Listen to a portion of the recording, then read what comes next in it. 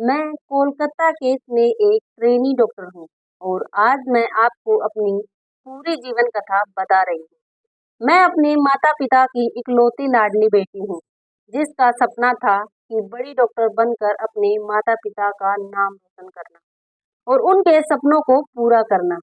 आज आप मुझे कोलकाता में एक ट्रेनी डॉक्टर के रूप में जानते हैं।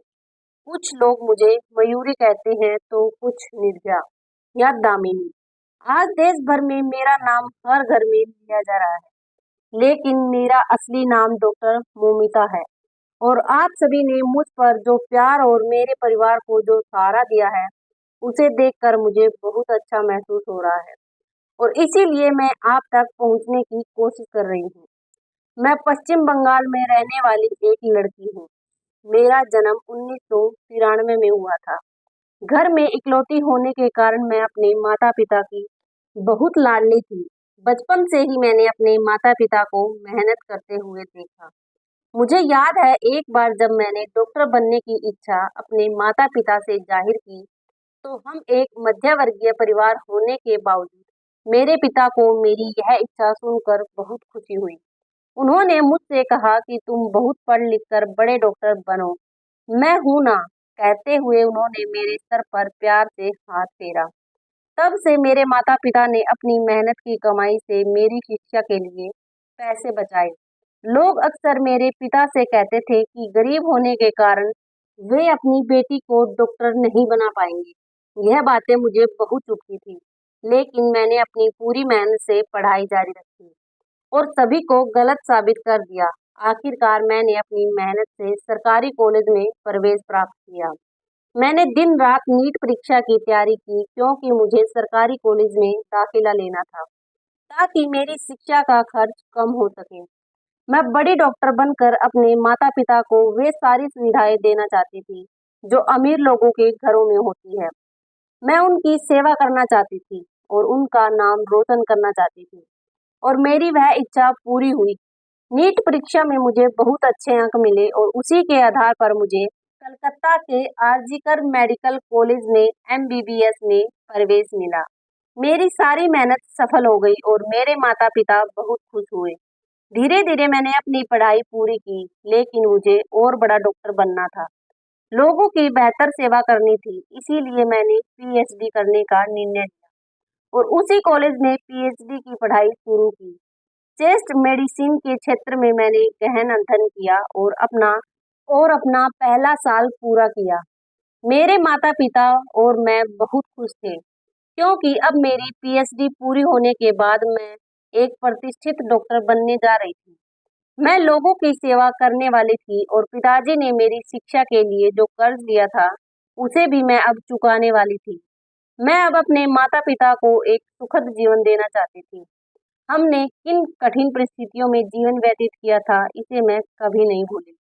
मुझे याद है कि मेरे माता-पिता खुद भूखे रहते थे, लेकिन मेरे लिए कुछ बना कर रखते थे, ताकि मैं भूखी ना सोऊं। मैंने भी उन्हें देखकर पैसे बचाने का तरीका सीखा। कई चीजें मुझे पसंद थी, लेकिन मैंने उन्हें कभी नहीं मांगा।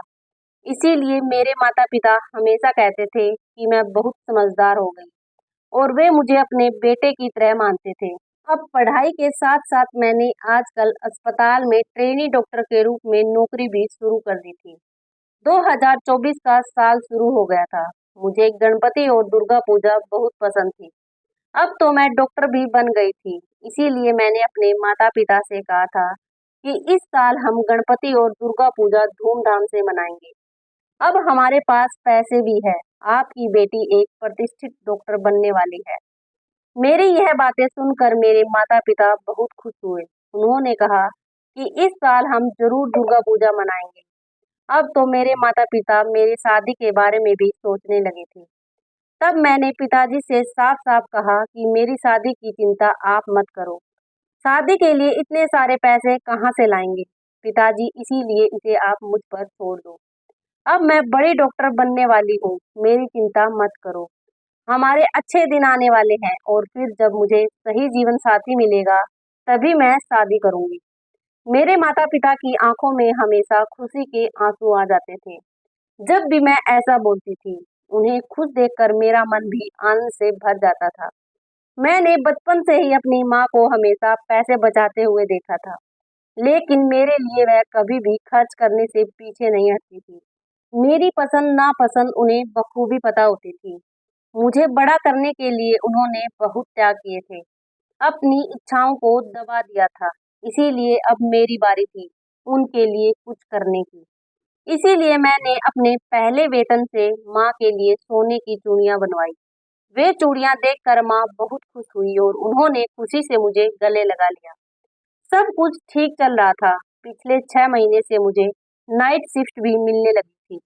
कभी हफ्ते में एक बार नाइट ड्यूटी होती तो कभी-कभी हफ्ते में 24 से 36 घंटे भी काम करना पड़ता था। इसका कारण मैं आपको आगे कहानी में बताऊंगी। 2024 का अगस्त महीना मेरे लिए इतना घातक साबित होगा, यह मैंने सपने में भी नहीं सोचा था। मेरे पिताजी सिलाई का काम करते हैं। वे 64 साल के हैं, लेकिन उन्होंने अब तक काम नहीं छोड़ा। एक बार वे बीपी की दवाई लेना भूल सकते हैं, लेकिन काम करना नहीं भूलते। हमेशा मुझे उन्हें समय पर दवाइयाँ लेने के लिए कहना पड़ता है। हंसते हुए वे कहते हैं, हाँ बेटी लेता हूँ। माँ भी हमेशा कहती है, तो हमारी बेटी ही नहीं बेटा है। मैं वैसे भी बहुत प्यारी थी, मेरे नाम में ही प्यार छिपा था। जब मैं कॉलेज जाती या ड्यूटी पर होती तो अक्सर कानों में कुछ गलत कामों के बारे में सुनने को मिलता। हमारे सीनियर डॉक्टर भी इस पर कभी-कभी फुसफुसाते थे, लेकिन मैंने खुद को इन सब चीजों से हमेशा दूर रखा। हाँ, लेकिन जब किसी छात्र के साथ अन्याय होता या किसी मरीज से अधिक पैसे वसूले जाते, तो मुझे यह बात बहुत बुरी लगती और मैं आवाज उठाती थी। इस पर हमारे प्राचार्य संदीप घोष हमेशा मुझ पर चिल्लाते थे। प्राचार्य होने के कारण हम सभी उनसे डरते थे, लेकिन मैंने भी उनके बारे में बहुत कुछ सुना था कि वे अस्पताल में क्या-क्या करते हैं। मैंने कभी भी आवाज उठाने की कोशिश नहीं की, क्योंकि मैं इन बड़े लोगों के चक्कर में नहीं पड़ना चाहती थी। लेकिन जब अस्पताल में दवाइयों की कालाबाजारी होने की बात सामने आई, तो मैं शांत नहीं रह सकी। मैंने बोलना शुरू किया। मेरी आवाज को कहीं दबाने की कोशिश की जा रही थी। मुझसे अतिरिक्त काम करवाया जा रहा था। मेरे काम के घंटे भी बढ़ा दिए गए थे। लेकिन फिर भी मैंने अपना काम ईमानदारी से किया। कभी-कभी मैं अपने पिताजी को यह बातें बताती थी, लेकिन वे मुझे कहते थे कि बेटी तुम इन सब चीजों में मत पड़ो। हम गरीब लोग हैं, यह बड़े लोग हैं। इनके हाथ बहुत ऊपर है, यह तुम्हारी मेहनत पर पानी फेर देंगे। हम साधारण लोग हैं, तुम अपनी पढ़ाई पूरी करो, फिर हम देखेंगे क्या करना है। पिताजी के शब्द सही थे। यहाँ तक पहुँचाने के लिए उन्होंने बहुत मेहनत की थी। इसीलिए पिछले 6 महीनों में से प्राचार्य और विभाग के उत्पीड़न को सहन कर रही थी और शांतिपूर्वक सिर्फ अपना काम कर रही थी। शायद मुझसे इन लोगों को खतरा महसूस हो रहा था और इसीलिए उन्होंने पहले से ही कुछ योजना बनाना शुरू कर दिया था, लेकिन मुझे इसका जरा भी अंदाजा नहीं था। कभी-कभी मेरे दोस्त और मैं इस विषय पर चर्चा किया करते थे कि हमारे अस्पताल में कितने गलत काम हो रहे हैं, लेकिन हम हमेशा बोलते-बोलते चुप हो जाते थे, क्योंकि हमें इन चीजों में उलझना नहीं था। खैर, हमारे अस्पताल में 2019 में संजय रॉय नाम का व्यक्ति भर्ती हुआ था। वह केआरजी अस्पताल की पुलिस चौकी में काम करता था। वह 4-5 साल से यहाँ काम कर रहा था, इसीलिए उसे हमारे हर विभाग के बारे में पूरी जानकारी थी। कई मरीजों को वह बेड दिलवा आता था और इसके लिए उसे पैसे भी मिलते थे। लेकिन इस संजय रॉय की नज़र बहुत खराब थी। वह अस्पताल में आने वाली हर महिला को गलत नज़रों से देखता था। उसके बारे में भी हमेशा चर्चा होती थी, लेकिन वह हमारे प्राचार्य का बहुत खास था और उनके लिए हमेशा काम करता था। इसीलिए हमने कभी उसकी शिकायत करने का विचार नहीं किया, क्योंकि वे वजह विवाद नहीं चाहिए था। लेकिन हाँ, संजय रॉय की नज़र बहुत खतरनाक थी। किसी भी लड़की के सामने होने पर उसकी नज़र उसे खा जाती थी। इसीलिए मैं ऐसे आदमी से दूर ही रहती थी। उस दिन भी जब मैं घर से काम पर जाने के लिए निकली, मुझे जरा भी एहसास नहीं था कि यह मेरी आखिरी दिन होगा। जब मैं अपने घर से जा रही हूँ और अब मैं अपने माता-पिता और अपने छोटे से घर को फिर कभी नहीं देख पाऊंगी, शायद इसीलिए मैंने अपनी माँ से कहा। पिताजी को समय पर दवाई देना और रोज की तरह कहने वाली मैं उस दिन जाती हूँ कहकर घर से बाहर निकली। 8 अगस्त को मैं पूरे दिन काम कर रही थी, अपने मरीजों की देखभाल कर रही थी। हमारे सेमिनार हॉल के पास एक कमरे का निर्माण चल रहा था, इसीलिए ऊपर आने जाने का ज्यादा मूवमेंट नहीं था। हम सब वार्ड में इकट्ठा थे। 4-5 अन्य ट्रेनिंग डॉक्टर मेरे साथ थे। हम कुछ चीजों पर चर्चा कर रहे थे। उस समय संजय रॉय भी वहीं था और वह मुझे देख रहा था, लेकिन मैंने उसे नजरअंदाज कर दिया। कुछ समय बाद वह वहां से चला गया और हम सब ने खाना खाया। फिर सभी अपने अपने काम पर लग गए। मैं थोड़ी फरी थी, इसीलिए मैंने रात को माँ को फोन किया। जब तक मैं माँ को फोन नहीं करती तब तक वे और पिताजी खाना नहीं खाते थे। उन्हें बताना पड़ता था कि मैंने खाना खा लिया है, तभी वे खाना खाते थे। उस दिन भी मुझे जरा भी अंदाजा नहीं था कि यह मेरी माँ से आखिरी बातचीत होगी। माँ के फोन उठाते ही मैंने पूछा, पिताजी समय पर दवाइयाँ ले रहे हैं ना? इसका ध्यान रखना, मेरी चिंता मत करो। मैंने खाना खा लिया है। मेरे पिताजी को बीपी की समस्या थी, इसीलिए समय पर दवाइयाँ लेना उनके लिए बेहद जरूरी था।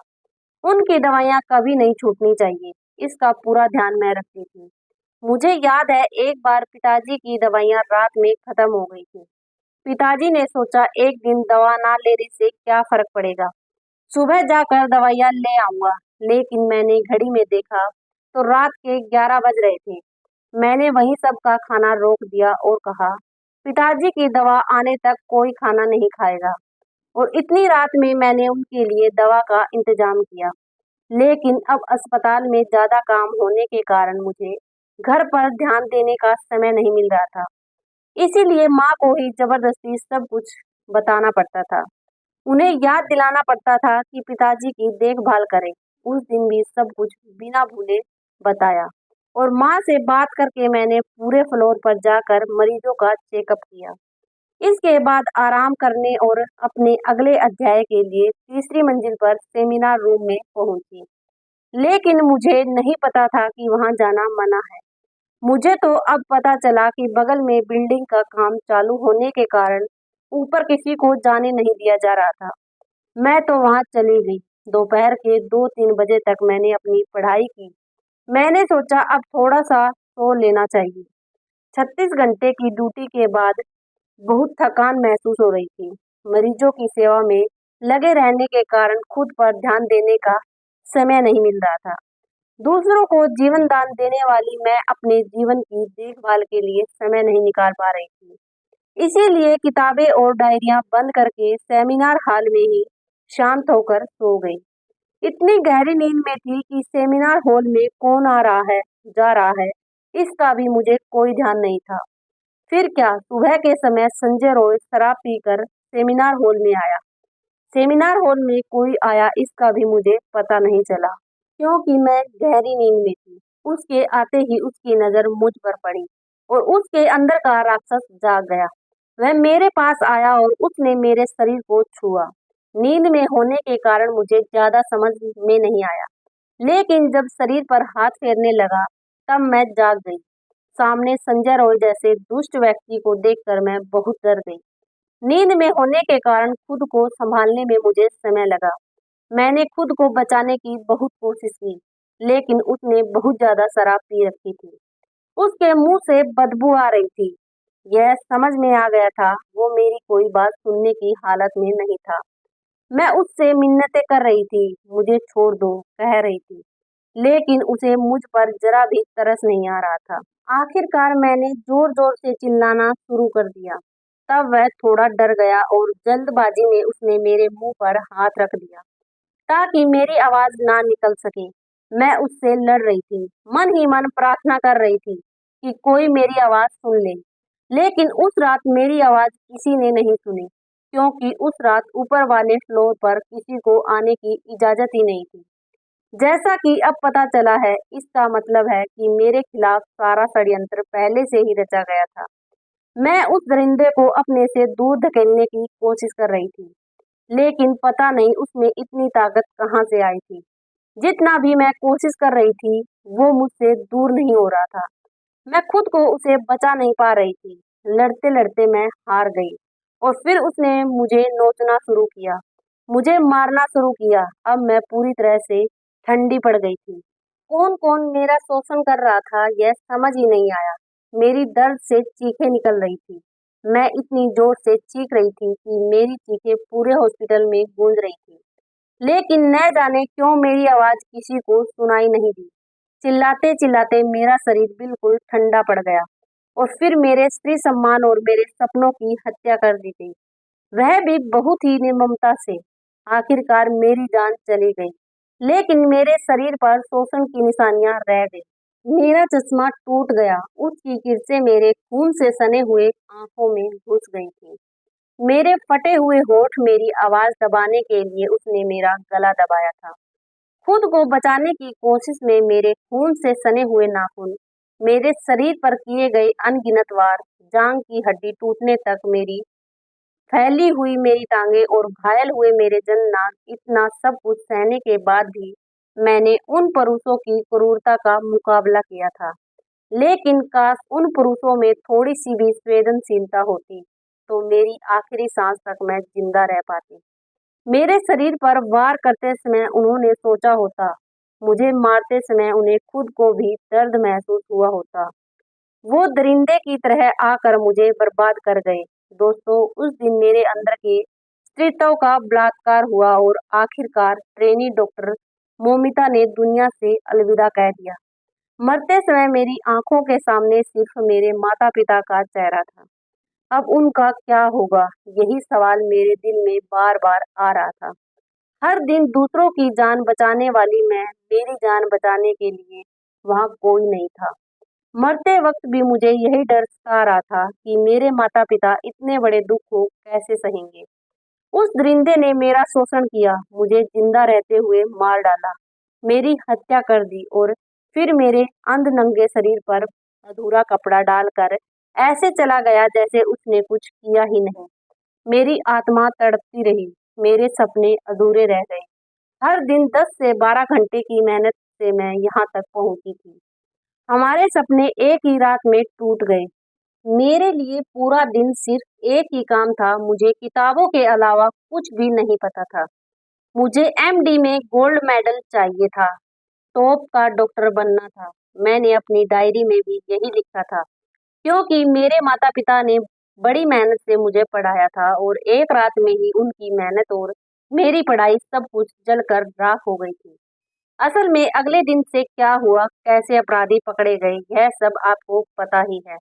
लेकिन फिर भी अगले दिन सुबह मेरे आत्महत्या की खबर मेरे घर पहुंची। आपकी बेटी ने हॉस्पिटल में ही आत्महत्या कर ली, ऐसा बताया गया माँ को। तो माँ सब कुछ खत्म हो गया कहकर रोने लगी। पिताजी तो कुछ सोचने की हालत में नहीं थे। पड़ोस में रहने वाले रिश्तेदारों ने उन्हें संभाला और हॉस्पिटल लेकर आए। दौड़ते हुए आने वाले मेरे माता पिता अपनी बेटी को आखिरी बार देखने के लिए तड़प रहे थे, लेकिन उन्हें अंदर जाने नहीं दिया जा रहा था, क्योंकि अंदर मेरी हत्या के सबूत मिटाए जा रहे थे। मेरी माँ गिड़गिड़ा रही थी, बेटी को एक बार देखने दो, कहकर रो रही थी। पूरे 3 घंटे बाद मेरे माता पिता को मुझे देखने की इजाजत मिली। बेटी को घायल और अर्धनंगन अवस्था में देखकर मेरे माता पिता तुरंत ही समझ गए कि यह आत्महत्या नहीं हो सकती। हमारी बेटी आत्महत्या करने के लिए डॉक्टर नहीं बनी थी। मेरी ऐसी हालत देखकर माँ और पिता तुरंत बोले, यह बलात्कार है। माता पिता थे, लेकिन रिश्तेदार, दोस्त, सहयोगी सब मेरे लिए जोर से आवाज उठाते हैं। मेरा बलात्कार करके मेरी हत्या की गई है, इसीलिए सभी गुस्से में थे। इतना बड़ा हंगामा देखकर पुलिस आखिरकार बहुत देर से वहां पहुंचती है और फिर पूछताछ शुरू करती है। तब तक काफी भीड़ हो जाती है। इतनी बड़ी जनता के इस आक्रोश से संजय रॉय अपने हेडफोन के सहारे पकड़ा भी जाता है। बिना कुछ कहे वह आरोपी अपना गुनाह भी कबूल कर लेता है। फिर उसे गिरफ्तार कर लिया जाता है और मामला वहीं खत्म कर दिया जाता है। किसी का कहना है कि मेरे साथ सिर्फ बलात्कार हुआ है, तो कोई कह रहा है कि सामूहिक बलात्कार हुआ है। मेरे योनि में पाया गया 151 ग्राम वीर्य जो केवल उस आरोपी का बताया जा रहा है। क्या मेरे साथ हुआ सामूहिक बलात्कार दबाया जा रहा है? अचानक मरम्मत के नाम पर घटनास्थल की दीवारें तोड़ी जाने लगी। उसका क्या? इमरजेंसी रूम में सीसीटीवी कैमरा नहीं था, लेकिन जो वीडियो मिला था उसमें अब तक कोई सच्चाई सामने नहीं आई। क्या बलात्कार और मुझे मारने की साजिश में शामिल बड़े चेहरों को बचाने के लिए सबूत मिटाए जा रहे हैं? जनता के बीच घुसकर क्या उन दरिंदों के कुछ लोगों ने हॉस्पिटल में आकर सारे सबूत नष्ट कर दिए और मेरे साथ अत्याचार करने वाले उन लोगों को छोड़कर फिर से उन्हें जीने का मौका देने का फैसला किया जा रहा है? पता नहीं अब मुझे न्याय मिलेगा या नहीं। मेरे साथ जो हुआ वह क्यों हुआ, क्या कभी पता चलेगा? क्या संजय राय को कभी फांसी होगी या नहीं? लेकिन अगर उन्हें ऐसे ही छोड़ दिया गया तो जल्दी ही आपके सामने एक और निर्भया आ जाएगी। यह मत भूलो कि वह कोई बहन हो सकती है, बेटी हो सकती है, बहू हो सकती है, पत्नी हो सकती है, लेकिन होगी तो वह एक औरत ही। 2012 में मेरे जैसी ही एक और लड़की के साथ अन्याय हुआ था। उसके आरोपियों को 7 साल बाद फांसी की सजा मिली थी। उसे बहुत देर से न्याय मिला। अगर हमारे जैसे दूसरे निर्भया नहीं चाहिए तो मुझे न्याय दिला देना। न्याय क्या? मेरे माता पिता को उनकी बेटी से दोबारा मिलने का मौका मिलेगा।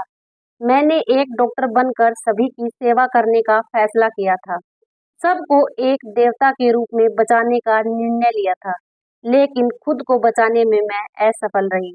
मरणासन अवस्था में मैंने आखिरकार अपनी सांसें रोक ली और एक अनसुलझी गुत्थी बनकर रह गई। जीते हुए लोगों की सेवा करके खुशी से जीने का मेरा सपना अधूरा ही रह गया। मेरी हत्या और बलात्कार की गुत्थी अब सुलझती नजर नहीं आ रही। मैं वही ट्रेनी डॉक्टर बोल रही हूँ, डॉक्टर मोमिता, जो कुछ दिन पहले तक आप में से ही एक थी। बिना किसी गलती के मैंने अपनी जिंदगी खो दी। काश उन लोगों में कुछ संवेदनशीलता होती तो आज यह महिला डॉक्टर जिंदा होती। मेरे माता पिता अभी तक इस दुख से उबर नहीं पाए, लेकिन फिर भी मजबूती से खड़े होकर मुझे न्याय दिलाने की कोशिश कर रहे हैं। मेरे माता पिता की केवल एक ही बेटी थी, लेकिन आज मैं भले ही ईश्वर के पास आ गई हूँ, मगर अब आप सभी बेटे बेटियां मेरे माता पिता की संतान हो। एक बेटी चली गई, लेकिन हजारों बेटे बेटियां उन्हें मिल गई है। इसीलिए कृपया मेरे माता पिता की देखभाल करें। मेरे पिताजी बहुत स्वाभिमानी हैं, किसी का पैसा नहीं लेने या मदद भी नहीं मांगेंगे। यह मैं अच्छी तरह से जानती हूँ, क्योंकि उन्हें सब कुछ मेहनत से ही पसंद है। आज उनकी बेटी उनके पास नहीं है, इसीलिए आप ही मेरे माता पिता के बच्चे बन जाएं। जब भी जरूरत पड़े उनका साथ दें, मेरे माता पिता की मदद करें, मुझे न्याय दिलाएं और मेरे माता पिता को भी सुख से जीने का मौका दें। मुझे पता है कि जब तक मुझे न्याय नहीं मिलेगा, मेरे माता पिता भी शांति से नहीं बैठेंगे। वे अंदर ही अंदर मरते रहेंगे। ईश्वर करे मेरे साथ जो हुआ वह किसी और घर की बेटी के साथ ना हो, किसी भी माता पिता से उनकी बेटी दूर ना हो। मैं अपने माता पिता से बहुत प्यार करती हूँ, इसीलिए ही मुझे सबसे ज्यादा दुख हो रहा है कि आज मैं उनके पास नहीं हूँ। इतनी कठिन परिस्थिति में मैं उनके आंसू पोंछने के लिए नहीं हूँ। दोस्तों, मुझे न्याय दिलाओ, आरोपियों को सजा दिलवाओ, आवाज उठाओ, मेरे माता पिता का सहारा बनो, उनकी मदद करो। सच में भले ही मैं अब नहीं हूँ, लेकिन अब आप ही उनकी संतान बनो। मुझे और कुछ नहीं चाहिए। अगर आप मेरे साथ हैं तो मुझे न्याय दिलाने के लिए आवाज उठाओ। कमेंट में बताओ कि मुझे न्याय मिलेगा या नहीं। यह कहानी सच्ची है, कोलकाता की एक महिला डॉक्टर की है। फिर भी मैंने इसे अपने शब्दों में लिखने की कोशिश की है। अगर कुछ गलत हो तो माफी चाहती हूँ। अगर दोस्तों आपको भी लग रहा है कि इस वीडियो में जो भी मैंने बताया है वह बिल्कुल ठीक है, तो इस वीडियो को इतना आगे फैलाइए कि कोलकाता डॉक्टर मोमिता को न्याय मिल सके। तो इसको वीडियो को जरूर शेयर करें।